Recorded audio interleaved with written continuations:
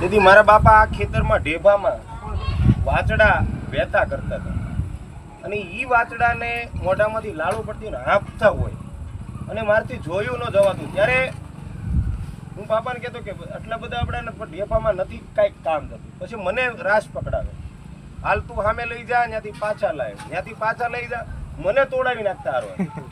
એટલે મેં કીધું બાપુ પણ આમાં કાંઈ ઢેફું સોળાતું નથી, કોઈ ખેતી થતી તો બિચારાને હફાડવા શું કામ જોઈએ, આ બિચારાને મારવા શું કામ જોઈએ.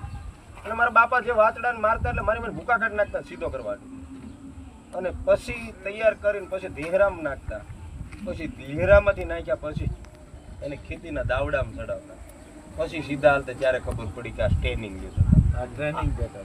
આજના છોકરાઓ માટે હું એમ કહેવા માંગુ છું કે તમારું ધર્મ ભૂલી જતા, તમારા બાપની દેવી જે છે એ જ તમારા બાપની. તમારા વડવાઈ એક દી ગૂગલનો ગાંઠિયો દીધો તો એ તમારા બાપની દેવી જ હતી અને આજે તે તમે જે પૂજો છો એ તમારા બાપની દેવી જ છે. અને તમારા બાપે કાંઈક વડવાઈ કાંઈક 5 વધાવા 10 વધાવા લઈને દેવી પૂજી છે, એ કાંઈક ખોટી પાડીને બીજી માંડો, એ ખોટી પાડીને બીજી ન માંડો.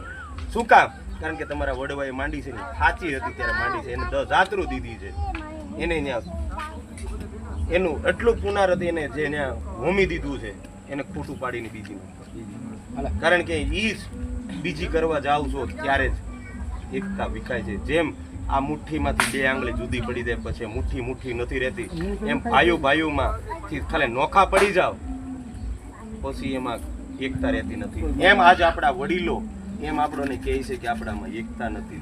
એકતા વડીલો તમને કહેવામાં આવે છે કે વડીલો તમે ખાલી તમારી એક ન્યાય લેવા હાટું થોડી, તમારો એક વિજય પામવા માટે તમે જે ભાઈઓમાંથી ભાગ જુદો પાડી દો છો અને પછી પૂજીને મરી જાય છે. પછી છોકરોને પૂછવાનું, છોકરા કે મારો બાપ કરતો ગયો ત્યારે અમારે ભોગવ્યું. એની કરતા ક્યાંક એવું આવી જતું હોય ને તો વાતું નમાવી લેવું.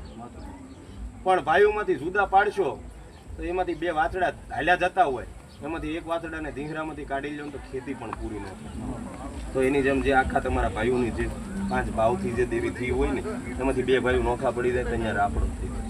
એની કરતાં બધાને આમ રાખવી. જો આ વસ્તુનો હવે મારે થોડુંક સંગ્રહ હાથમાં લેવું પડશે. શું કામ? કે જોઈ લીધું એકતા વિખાવાનું કારણ શું હતું. કારણ કે એકતા વિખાવાનું કારણ જો હોય ને તો ઘરે ઘરે નોખી થઈ રહી છે, એ જ એકતા તૂટી રહી છે. એટલે આ એકતા તૂટવાનું કારણ એટલે આજના યુવાન છોકરાઓ ભાઈ આમાં ઘણા બધા અજાણ્યા વ્યક્તિ હોય છે અને ઘણા બધા જાણીતા છોકરાઓ છે, પણ આવું બધું તમને સાંભળવા મળે છે ત્યારે તમને એવું થાય છે કે આ કોટે કાંઈક ફાટ્યા છે.